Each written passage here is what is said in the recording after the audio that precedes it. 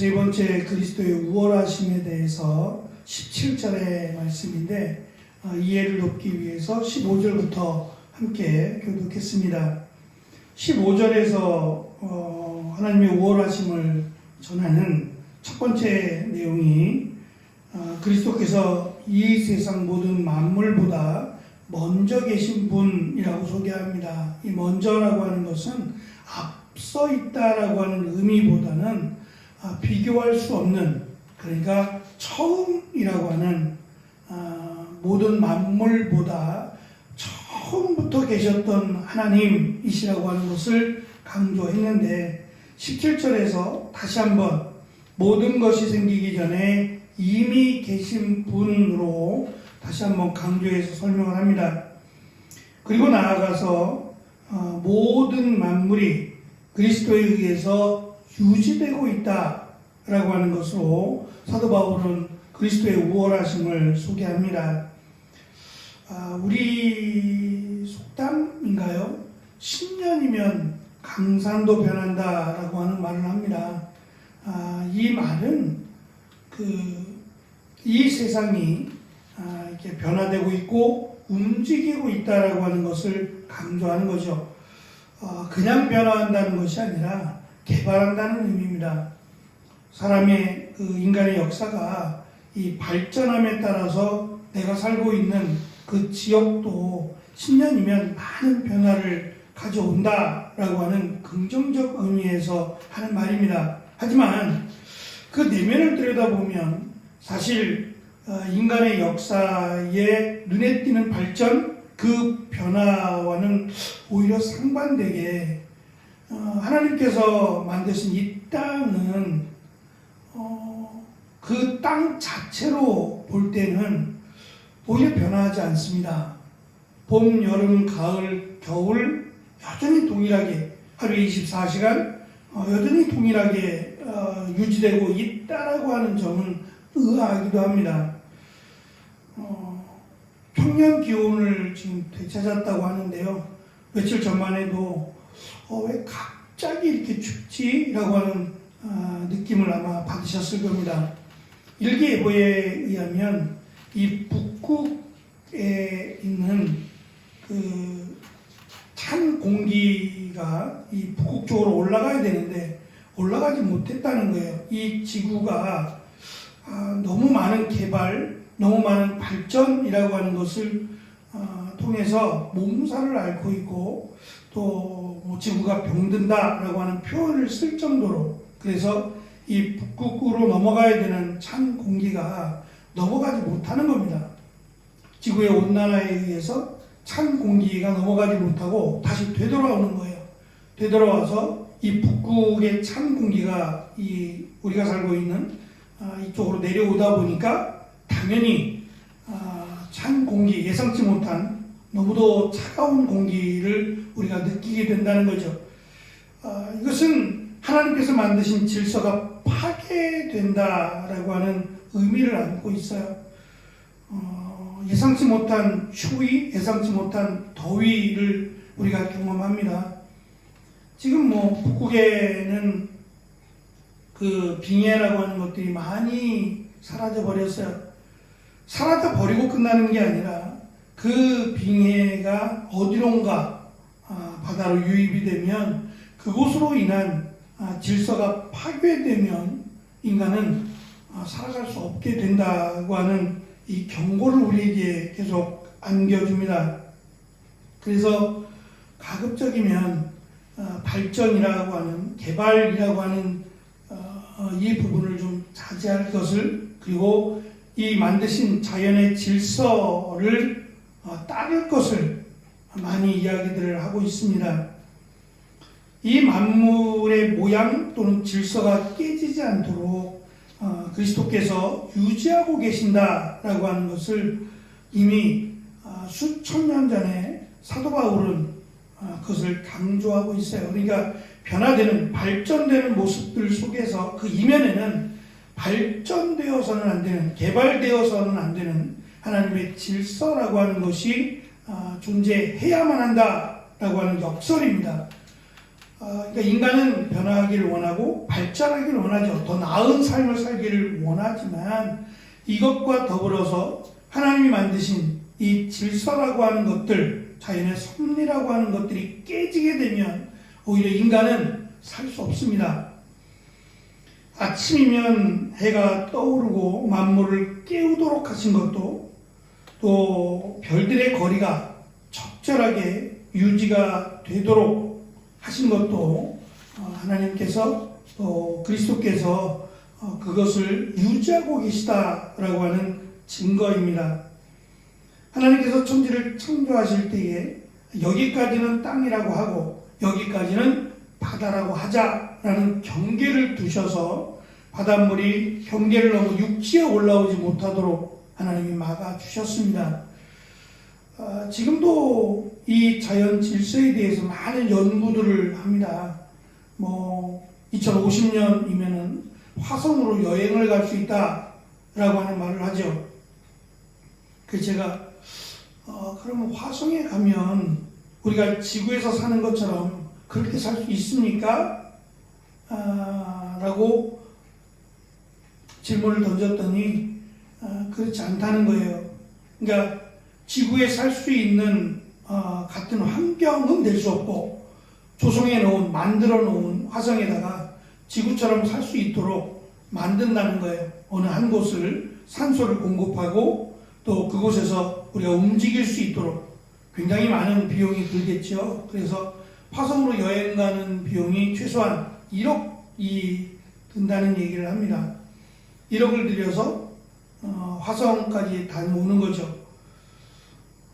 그것이 또 새로운 꿈이 되기도 하고 또 인간의 발전이 이제는 지구를 넘어서 우주를 향해 나아간다라고 하는 그런 기대와 소망을 갖게 하긴 합니다만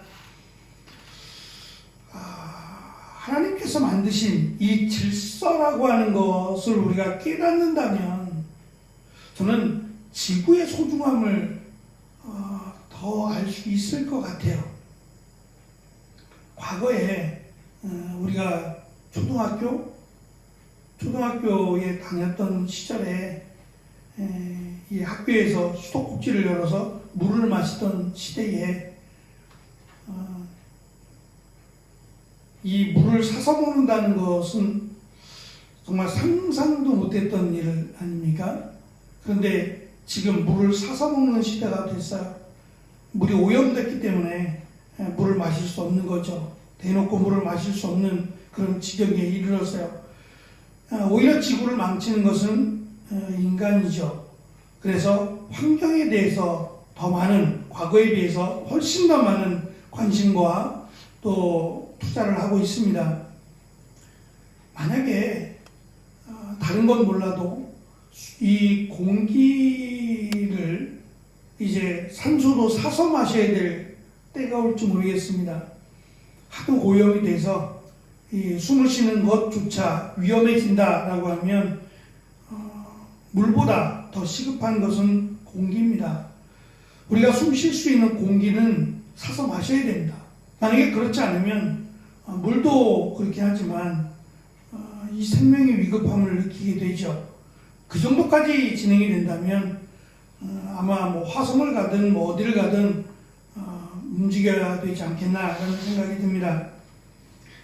태양과 지구라고 하는 이 거리가 조금만 가까워지면 지구에 있는 생명체는 타서 죽는다고 하고 조금만 멀리 떨어지게 되면 아마 얼어서 추워서 역시 죽게 된다고 합니다.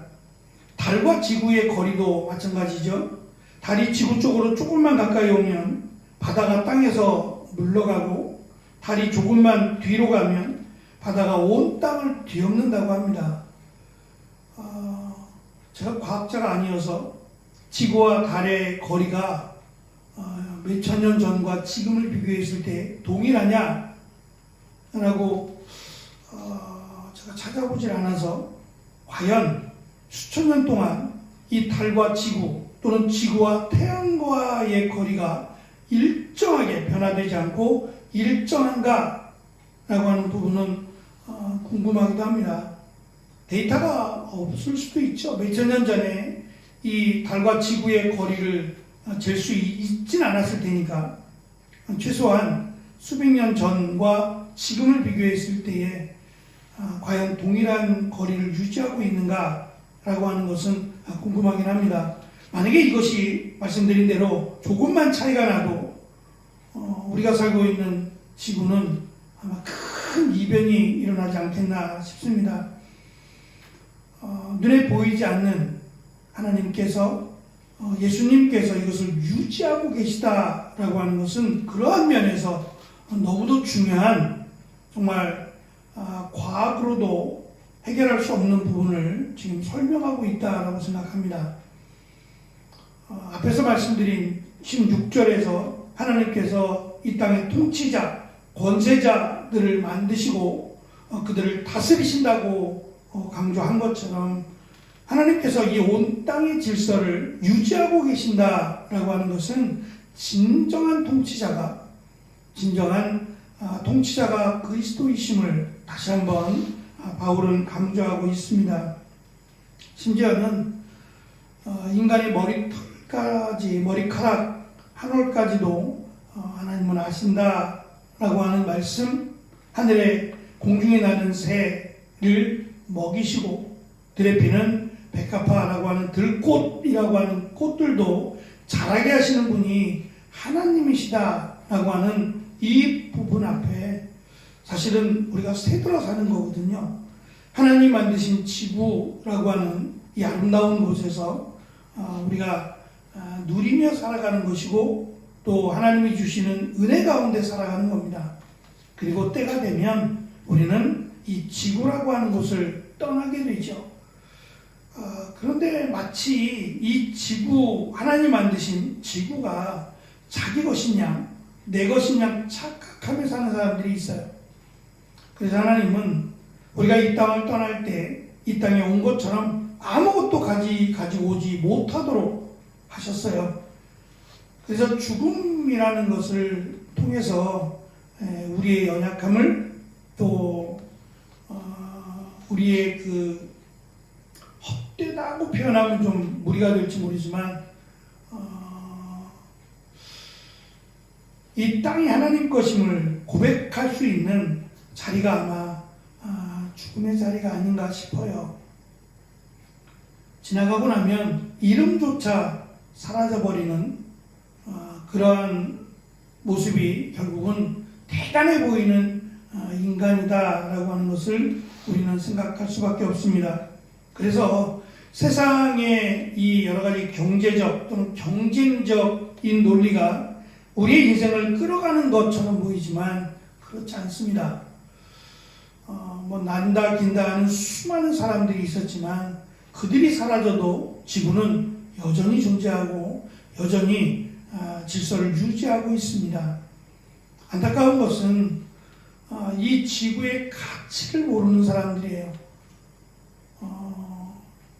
정신 이상자처럼 이 사람을 죽이고 이 멸망시키는 파괴하는 일을 즐거워하는 사람들이 있어요. 너무도 안타까운 일이 아닌가 싶습니다.